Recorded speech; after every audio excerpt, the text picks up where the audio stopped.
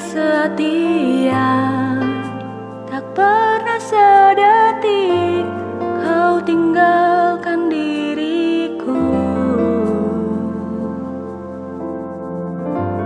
Hatiku teguh di dalam janjimu sampai ku melihat kuasamu. Karyamu sempurna, ajaib dan mulia, penyertaanmu buktikan kasihmu kepadaku. Ku agungkan Engkau, Yesus termulia, kasihmu terindah selamanya.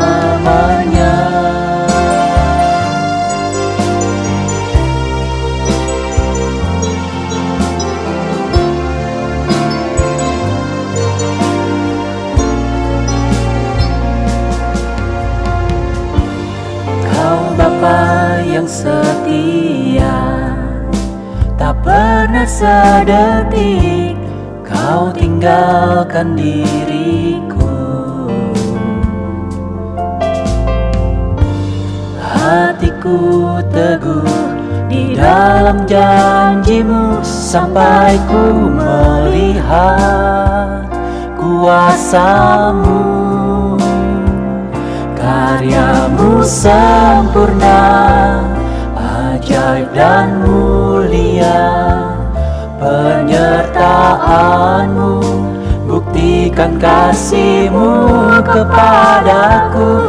Ku agungkan Engkau, Yesus termulia, kasihmu terindah selamanya. Tetap berharap di dalam kesesakan. Ku tetap percaya walau tak melihat.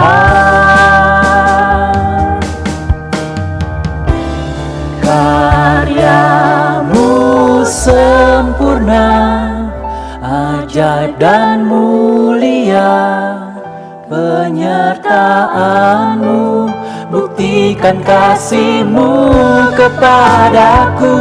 Ku agungkan Engkau, Yesus termulia, kasihmu terindah selamanya. Sempurna, ajaib dan mulia, penyertaanmu buktikan kasihmu kepadaku.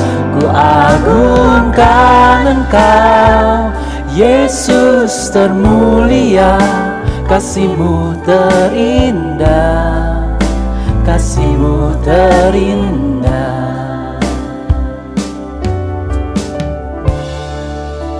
selamanya.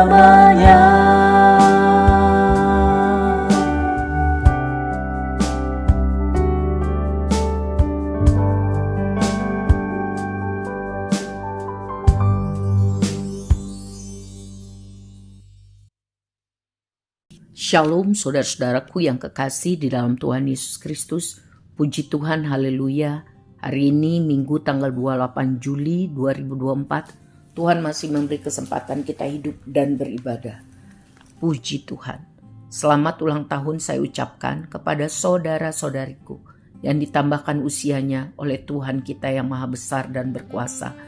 Maha baik itu 1 tahun lagi. Doa saya semoga saudara sehat rohani, sehat jasmani, bergembira karena Tuhan, tambah mengenal dan tambah mengasihi Tuhan, diberkati apa yang saudara usahakan, supaya saudara bisa jadi berkat bagi banyak orang, bagi pekerjaan Tuhan, hidup demi kemuliaan Tuhan. Amin. Saudara, hari ini kita akan meneruskan mempelajari firman Tuhan dari Kisah Para Rasul 12. Mari kita berdoa mohon berkat Tuhan. Bapa yang baik, terima kasih untuk kasih setiamu. Kalau kami masih hidup sampai hari ini, Bapa, mohon ampun buat semua dosa salah kami kepada Tuhan dan sesama. Kuduskan kami dalam nama Tuhan Yesus. dan mohon kesanggupan mengampuni orang yang bersalah kepada kami. Bapa, kami haus lapar akan Tuhan. Kami rindu hidup mengenal Tuhan dan menyenangkan hati Tuhan. Berkati kami hari ini dengan pengertian rema dari Kisah Para Rasul 12. Di dalam nama Tuhan Yesus, Juru Selamat kami, Bapa kami yang kekal, berkuasa dan sempurna kasih-Nya, kami berdoa dengan percaya. Amin. Saudara, mari kita buka Alkitab kita dari Kisah Para Rasul 12 dan juga sambil mendengarkan Alkitab bersuara, tentu dengan seksama. Tuhan Yesus memberkati. Kisah Para Rasul 12. Yakobus mati, Petrus dilepaskan dari penjara. Kira-kira pada waktu itu, Raja Herodes mulai bertindak dengan keras terhadap beberapa orang dari jemaat. Ia menyuruh membunuh Yakobus, saudara Yohanes, dengan pedang.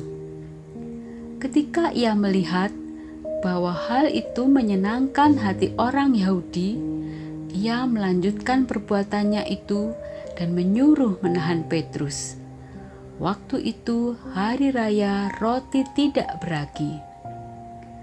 Setelah Petrus ditangkap, Herodes menyuruh memenjarakannya di bawah penjagaan 4 regu, masing-masing terdiri dari 4 prajurit. Maksudnya ialah supaya sehabis Paskah ia menghadapkannya ke depan orang banyak.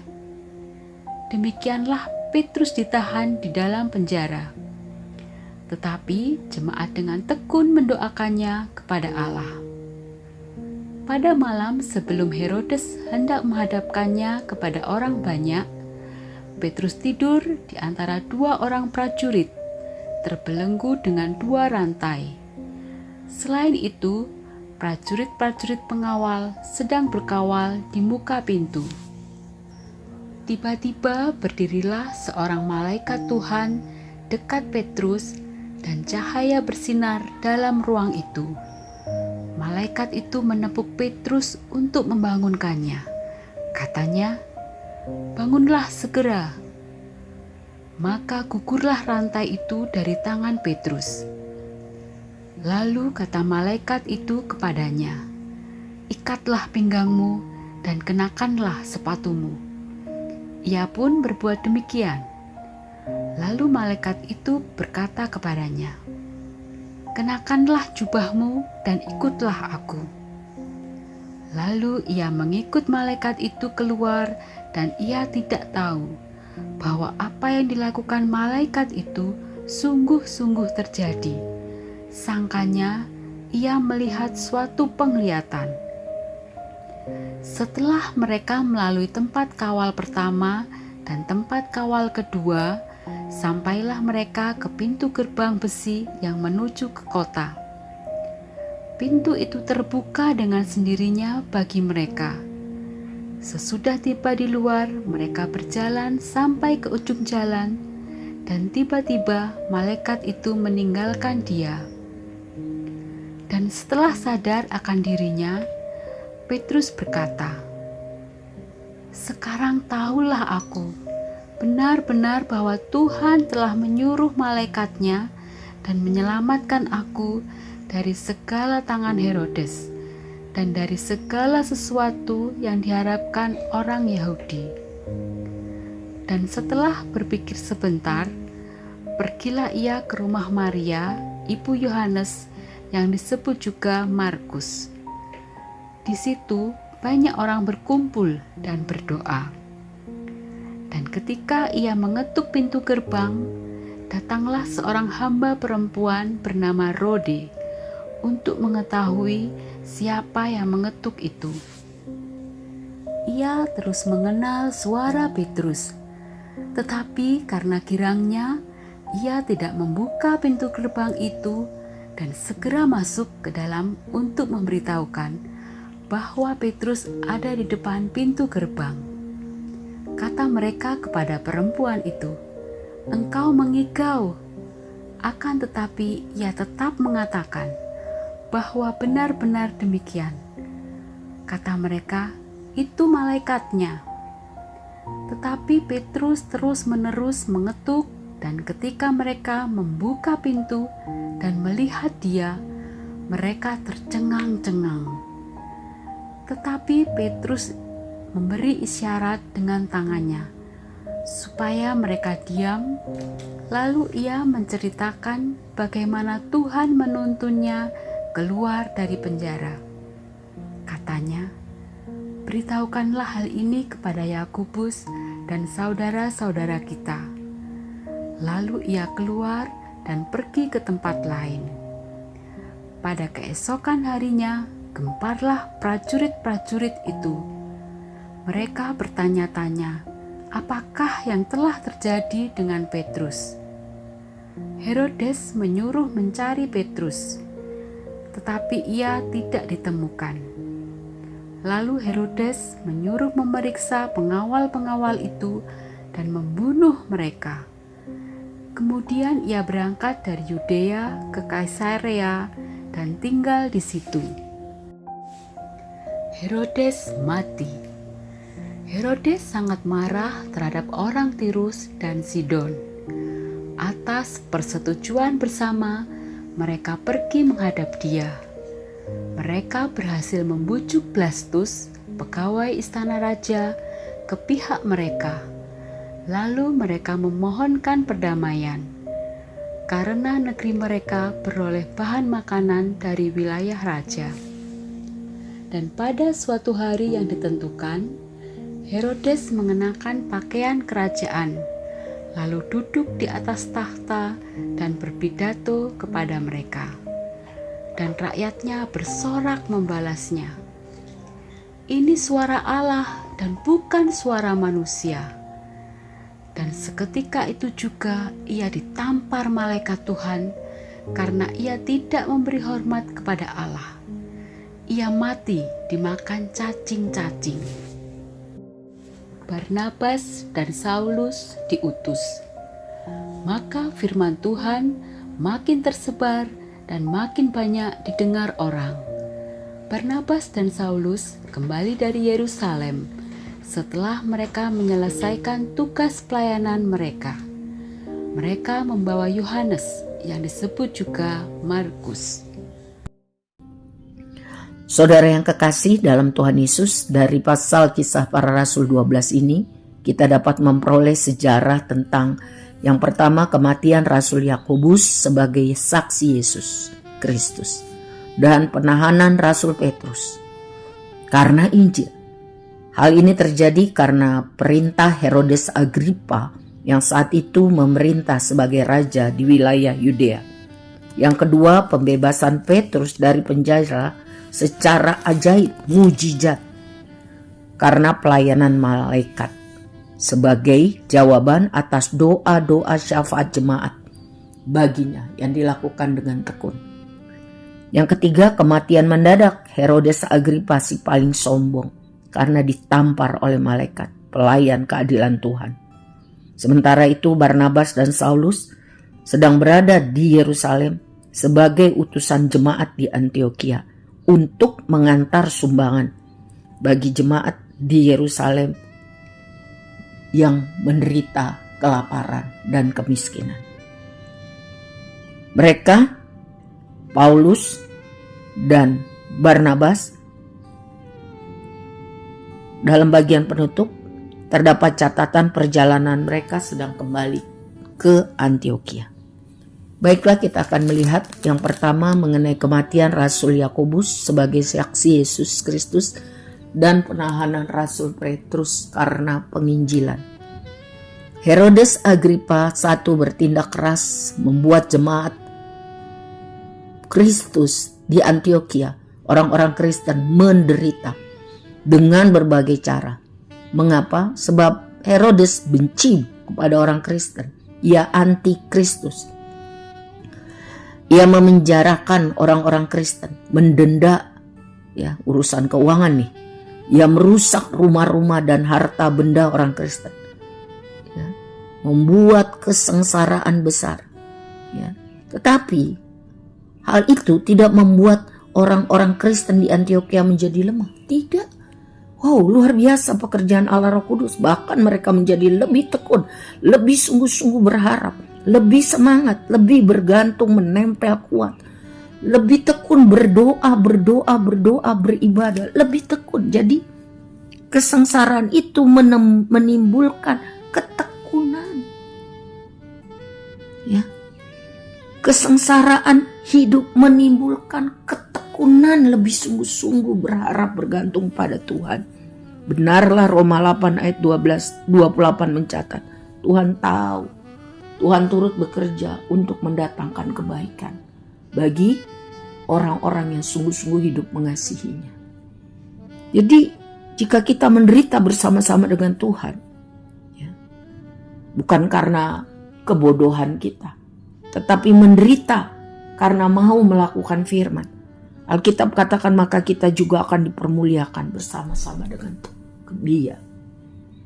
Orang yang senang-senang, nyantai-nyantai, happy-happy, gak ada masalah, biasanya tidak tekun di dalam bekerja, di dalam bersekolah, dalam beribadah. Tetapi kita lihat kesengsaraan menimbulkan ketekunan. Jadi jangan saudara udah sengsara gak tekun lagi. Waduh, jangan. Tetapi mari semakin banyak persoalan, semakin kuat berdoa. Semakin banyak masalah, semakin kuat berharap pada Tuhan. Supaya karakter tekun itu ada di dalam hidup kita. Ya. Agar amanat agung untuk menjadikan semua bangsa sebagai murid Yesus Kristus yang militan. Para martir dengan yakin akan kebenaran Injil. Mereka bersedia berkorban dengan setia sampai titik akhir. Sampai darah penghabisan. Dengan kematian dibunuh, dan kali ini Yakobus dibunuh dengan pedang. Mari kita mempersiapkan diri kita dengan pedang roh tiap hari, yaitu firman Tuhan, panduan kehidupan, kompas. Baca, dengar tiap hari, lakukan dengan tekun. Sehingga apapun yang Tuhan izinkan terjadi dalam hidup kita, orang yang percaya, taat dan setia, amin, yakin bahwa itu untuk mendatangkan kebaikan. Karena kali ini melalui kesengsaraan. Supaya kita bisa kuat menatap hari esok karena bersama Tuhan, Immanuel. Kita tahu apa yang terjadi akan terjadi pada akhir zaman. Alkitab sudah katakan, kesusahan hidup, kasih itu hilang, orang tambah egois. Orang tambah tidak peduli kepada Tuhan dan sesama. Jadi mari kita bersiap. Baca firman Tuhan tiap hari. Bertekun di dalam doa. Supaya kita kuat menatap hari esok. Bersama Tuhan kita bisa. Ya. Sebab hanya Tuhan sumber kekuatan. Sebab hanya dalam Tuhan ada kekuatan. Sebab Tuhan Raja atas dunia ini. Dia sanggup menghancurkan musuh. Siapa musuh kita? Iblis. Yang mau memakai orang-orang yang mau dipakainya. Celah-celah dibuka. Hanya Yesus Kristus yang dapat memberi kekuatan jiwa. Membebaskan jiwa dari belenggu-belenggu yang mau menghancurkan, membunuh dan membinasakan. Sehingga walaupun banyak kesengsaraan dan kesusahan, jemaat itu kuat karena mereka tekun berdoa. Selanjutnya Petrus ditangkap karena Injil. Dan Herodes bermaksud jahat untuk mempertontonkan Petrus di hadapan banyak orang sesudah perayaan Paskah. Luar biasa ya. Kerasnya hati Herodes. Bukan membuat perayaan ibadah Paskah itu bertobat. Tetapi semakin keras hati. Hati-hati dengan hati yang keras. Hati-hati dengan hati yang sombong. Menganggap diri udah paling hebat. Paling benar. Paling segala-galanya. Sehingga tidak lagi peka terhadap teguran Roh Kudus. Tidak lagi peka. Sadar diri siapa dia. Bukan siapa-siapa. Kalau bukan karena Tuhan. Jadi ibadah, jika tidak sungguh-sungguh dilakukan, hanya rutinitas, hanya supaya dilihat orang, hanya karena kebiasaan, akibatnya jadi keras hati seperti Herodes. Hati-hati. Sebab itu mari kita periksa hati kita setiap hari. Karena iblis bisa masuk dari segala celah. Dari segala celah, termasuk kesombongan. Merasa diri paling benar, paling kaya, paling hebat. Oh, kasihan deh lo. Ada pertanyaan mengapa Yakobus harus mati dan Petrus tidak? Itu misteri Tuhan, saudaraku. Banyak perkara yang kita tidak mengerti. Mengapa harus terjadi, mengapa tidak terjadi. Tetapi kita harus sungguh-sungguh punya keyakinan iman bahwa Tuhan Yesus berdaulat penuh atas hidup dan mati kita. Dia tahu yang terbaik. Dia tahu masa depan kita. Kita tidak tahu. Ada banyak orang jatuh karena diberkati. Sombong. Ya. Ada banyak orang jatuh karena ditambahkan usianya. Ingat Raja Hizkia, sombong. Jadi mari kita imani sungguh bahwa Tuhan berdaulat penuh atas hidup mati kita. Doa kita dijawab seperti yang kita mau. Haleluya, puji Tuhan. Doa kita tidak dijawab seperti yang kita mau. Tetap haleluya, puji Tuhan. Karena Tuhan tahu yang terbaik. Jadi selama kita masih diberi kesempatan hidup, ayo lakukan yang terbaik. Supaya Tuhan Yesus dikenal lebih banyak orang. Supaya Tuhan Yesus dipercaya oleh banyak orang. Dipuji, disembah, dikasihi, dimuliakan. Jadi mari kita hidup, jangan asal hidup.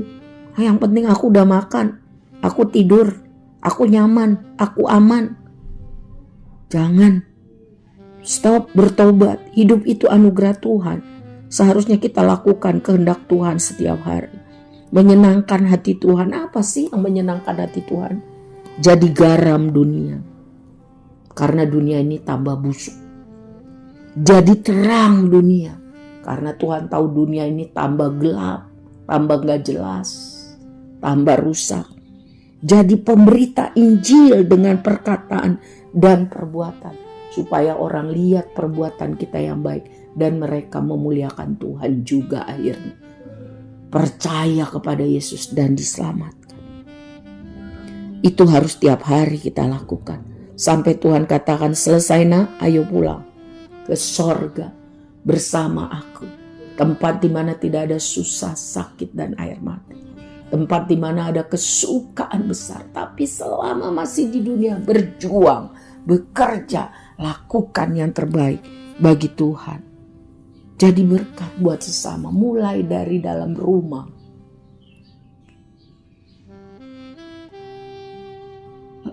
Karena dikatakan di Yerusalem, itu mulai dari dalam rumah, tempat tinggal, dalam keluarga.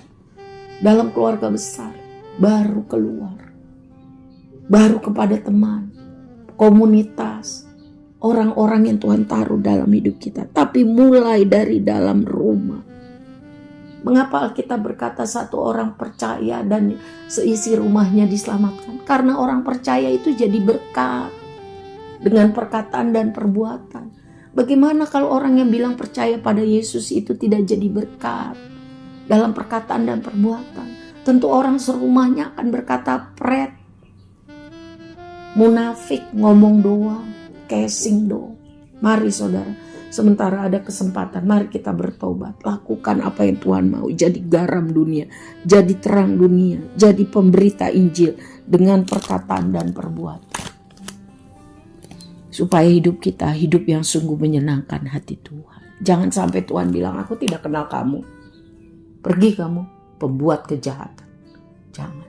Tuhan tolong kita. Yang kedua mengenai doa jemaat yang tekun mendoakan, bermohon kepada Tuhan untuk Petrus dilepaskan. Mereka tidak berdoa untuk kebutuhan mereka, untuk keluarga mereka, tidak. Mereka berdoa untuk Petrus supaya dilepaskan oleh Herodes. Supaya Injil semakin bisa disebarluaskan. Mereka tekun, artinya rajin, kuat hati, sungguh-sungguh agar apa yang diinginkan tercapai. Mereka aktif terlibat, bukan cuma ngantuk-ngantuk aja berdoa.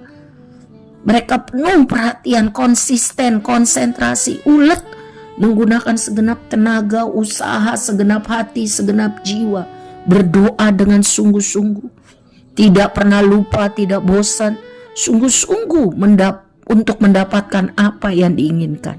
Bagaimana syaratnya? Satu, harus percaya sungguh-sungguh, gak ragu bahwa Tuhan Yesus berkuasa dan Tuhan Yesus Maha Kasih. Ini iman namanya. Iman apapun yang terjadi, bahwa Tuhan sangat mengasihi kita, bahwa tidak ada yang mustahil bagi Tuhan. Tuhan tahu selalu yang terbaik bagi orang yang mengasihinya, orang yang memiliki kehidupan rohani yang baik. Kalau kita dipenuhi Roh Kudus, kita akan bisa lebih hari memiliki kehidupan rohani yang baik. Artinya lebih hari lebih benar, lebih hari lebih kudus. Kita semua sedang dalam proses. Jadi mari saudara, berdoa untuk hamba-hamba Tuhan, berdoa untuk hamba-hamba Tuhan, pelayan-pelayan Tuhan, supaya sungguh-sungguh hidup kudus dan benar, bukan casing, bukan hanya seperti show hari Minggu saja atau hari pelayanan saja. Jangan, supaya hadirat Tuhan dinyatakan, kuasa Tuhan dicurahkan, mujizat Tuhan. Mujizat apa yang terbesar? Keselamatan jiwa. Orang keras hati, orang merasa benar seperti Saulus, dilawati Tuhan sehingga bertobat dan menjadi Paulus. Hari-hari ini banyak orang haus lapar akan Tuhan yang benar. Mari kita berdoa dengan sungguh-sungguh tekun agar penginjilan di seluruh dunia sungguh-sungguh Tuhan buat berhasil. Agar hidup saya, saudara kita semua, sungguh-sungguh menjadi surat Tuhan yang terbuka. Amin. Yang ketiga, mengenai orang sombong. Alkitab dengan jelas di dalam 1 Samuel 2 ayat 3, 6 dan 7, 1 Samuel 2 ayat 3, 6, 7 mengatakan jangan sombong. Sebenarnya banyak ayat firman yang mengatakan jangan sombong. Karena Tuhan benci sekali pada orang sombong. Ya, 1 Samuel 2 ayat 3, 6 dan 7, karena Tuhan itu Allah yang Maha Tahu. Oleh Dia perbuatan-perbuatan diuji. Tuhan mematikan dan menghidupkan. Ia menurunkan ke dalam dunia orang mati dan mengangkat dari sana. Tuhan membuat miskin dan membuat kaya. Ia merendahkan dan meninggikan juga. Jadi jangan sombong. Herodes Agripa sudah terlalu sombong. Tidak tahu diri lagi. Bahwa dia hanya debu. Hidup ini kesempatan anugerah. Kalau boleh jadi pemimpin juga karena kesempatan anugerah. Bukan karena dia hebat, bukan. Hidup ini dari Tuhan. Sebab itu jangan sombong. Yesaya 2 ayat 11. Yesaya 2 ayat 11 mencatat, manusia yang sombong akan direndahkan dan orang yang angkuh akan ditundukkan. Dan hanya Tuhan sajalah yang maha tinggi pada hari ini. Hati-hati, jangan sombong. Kalau doa kita dijawab, kalau orang percaya kepada Tuhan, karena Tuhan beri kita kesempatan melayani, jangan sombong. Jangan sombong, semua hanya karena anugerah Tuhan. Kalau kita pinter, kalau kita dipercaya kekayaan, jangan sombong. Semua hanya karena anugerah Tuhan. Gampang Tuhan buat sedetik kita meninggal atau kita menjadi orang yang amnesia. Gampang. Saya kenal itu. Seorang profesor yang dalam 1 menit bisa jadi lupa namanya sendiri. Bisa jadi lupa membaca, menulis. Padahal dia salah satu profesor termuda di Indonesia. Sangat excellent. Jadi jangan sombong. Jangan seperti Herodes. Ditempeleng sama malaikat, langsung die. Ya saudara. Nah yang terakhir, mengenai Barnabas dan Saulus. Mereka orang yang bisa dipercaya. Sebelum dipercaya hal-hal besar, Paulus itu membuat dengan ilham Roh Kudus banyak kitab dalam Perjanjian Baru. Dialah orang yang paling banyak dipakai Roh Kudus untuk menjadi saluran berkat Tuhan. Roma, Korintus, dan semaunya itu. Dia yang tulis karena anugerah Tuhan. Tapi mula-mulanya dia dipercaya untuk hal kecil. Tugas tanggung jawab mengantarkan sumbangan ke Yerusalem. Dengan waktu lama karena tidak seperti sekarang transportasinya. Ini soal tanggung jawab dan soal uang. Karakter diuji. Kalau Lukas 16 ayat 10 mencatat, Lukas 16 ayat 10, barang siapa setia dalam perkara kecil, ia setia juga dalam perkara-perkara besar. Dan barang siapa tidak benar dalam perkara-perkara kecil, ia tidak benar juga dalam perkara-perkara besar. Ini firman Tuhan loh. Jadi ini ya dan amin. Ini untuk saya dan kita semua. Mari kita setia untuk tugas tanggung jawab kita. Lakukan seperti untuk Tuhan. Kolose 3 ayat 23, apapun juga yang kamu perbuat, apapun juga, perbuatlah dengan segenap hatimu, seperti untuk Tuhan, bukan untuk manusia. Artinya jangan asal-asalan. Lakukan yang terbaik, do the best untuk Tuhan. Jangan cuma takut sama CCTV dan sama orang. Wow, kecil. Tuhan itu Maha tahu. Dan Tuhan tahu merendahkan dan meninggikan orang. Orang yang setia dalam tanggung jawabnya yang kecil, dia lakukan seperti untuk Tuhan, maka Alkitab katakan dia juga akan dipercaya dalam perkara-perkara besar. Contohnya Saulus. Tes pertama, dipercaya soal tugas tanggung jawab.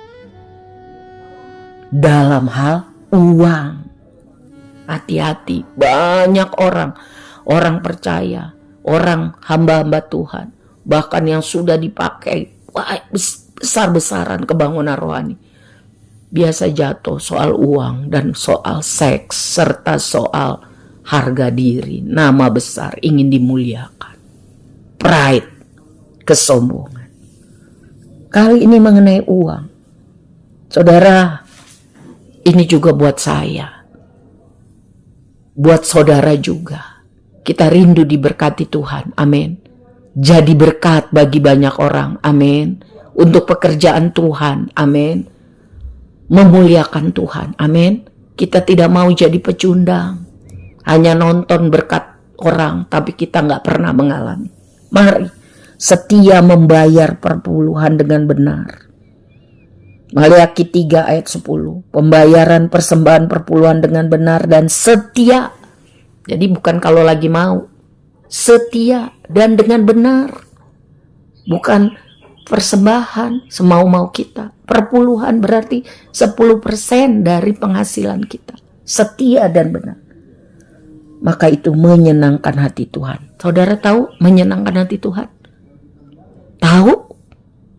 Kalau kita menyenangkan hati Tuhan, wow, lebih daripada apa yang pernah kita pikir. Tuhan sanggup menyediakan bagi orang yang menyenangkan hatinya, orang yang bisa dipercaya, supaya orang itu pergi dan bercerita tentang perbuatan Tuhan yang besar yang dia alami sendiri dalam hidupnya. Bukan cerita tentang orang lain, bukan cerita tentang zaman dulu, tetapi selalu update, bahkan tiap hari, tiap minggu, tiap bulan.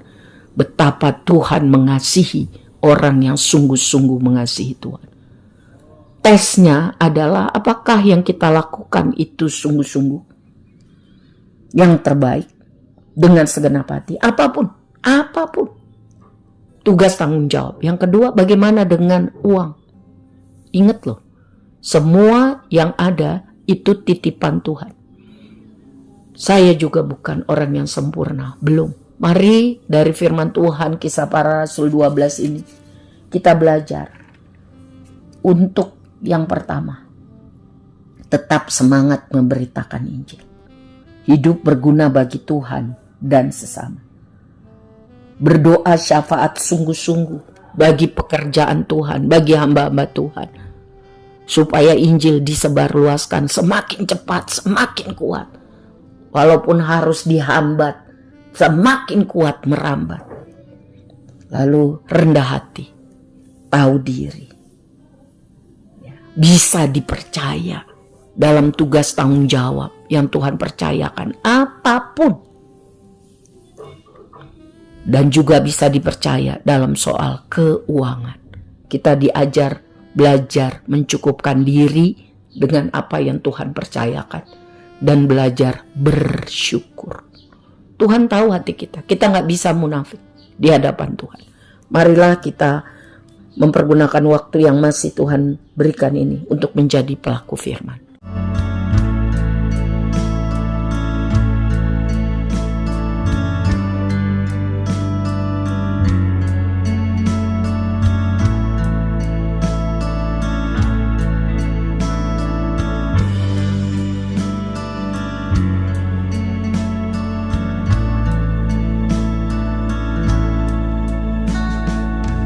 Hiasi kehidupanku dengan kemurahan-Mu. Kau rancangkan masa depanku penuh dengan harapan. Aku ada saat ini, semuanya karena kasih-Mu. Aku hidup hari ini, semua berkat kemurahan-Mu. Terima kasih Yesus, Engkau sangat baik, teramat baik bagiku.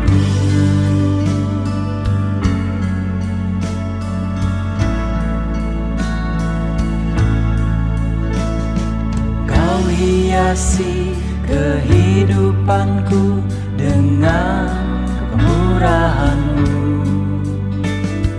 Kau rancangkan masa depanku penuh dengan harapan. Aku ada saat ini, semuanya karena kasih-Mu. Aku hidup hari ini, semua berkat kemurahan-Mu. Terima kasih Yesus, Engkau sangat baik, teramat baik. Aku ada saat ini, semuanya karena kasih-Mu. Aku hidup hari ini, semua berkat kemurahan-Mu. Terima kasih Yesus, Engkau sangat baik, teramat baik bagiku.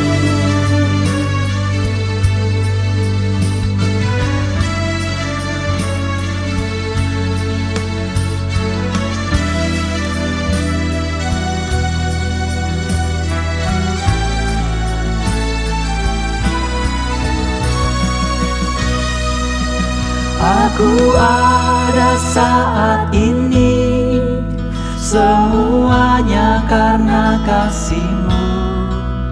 Aku hidup hari ini, semua berkat kemurahan-Mu. Terima kasih Yesus, Engkau sangat baik, teramat baik. Aku ada saat ini, semuanya karena kasih-Mu. Aku hidup hari ini, semua berkat kemurahan-Mu. Terima kasih Yesus, Engkau sangat baik, teramat baik bagiku. Yesus, Engkau sangat baik, teramat baik bagiku.